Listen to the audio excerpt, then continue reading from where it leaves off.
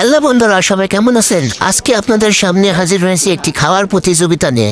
তো সামনে দেখতে পাচ্ছেন এক ভাই খাজা নিয়ে বসে আছে। তো ভাইটি যদি সমস্ত খাজা খেতে পারেন তবে তাকে 1000 টাকা পুরস্কার দেওয়া হবে। তো দেখা যাক ভাইটি খাজা খাওয়া শুরু করলেন, তিনি কি সমস্ত খাজা খেয়ে শেষ করতে পারেন কিনা। তো আমরা দেখতে থাকি ভাইটির খাজা খাওয়া।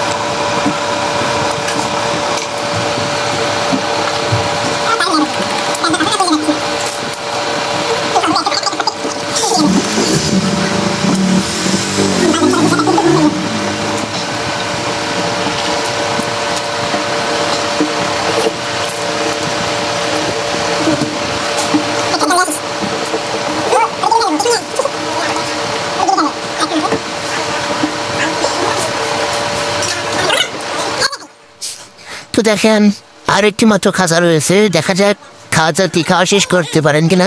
তো আমার মনে হয় তিনি খেয়ে শেষ করেছেন যখন সবগুলো, তখন এটা খেয়ে শেষ করবেন এবং 1000 টাকা পুরস্কার জিতে নিচ্ছেন। দেখা যাক আরেকটু চালে তিনি খাজা খেয়ে শেষ করে ফেলবেন এবং তিনি খাজা খেয়ে শেষ করে ফেললেন এবং 1000 টাকার পুরস্কার জিতে নিলেন। কংগ্রাচুলেশন, অভিনন্দন অভিনন্দন, আপনি পেয়ে যাবেন 1000 টাকা। বাজি ধরে 1000 টাকা খাজা খেয়ে জিতে নিলেন।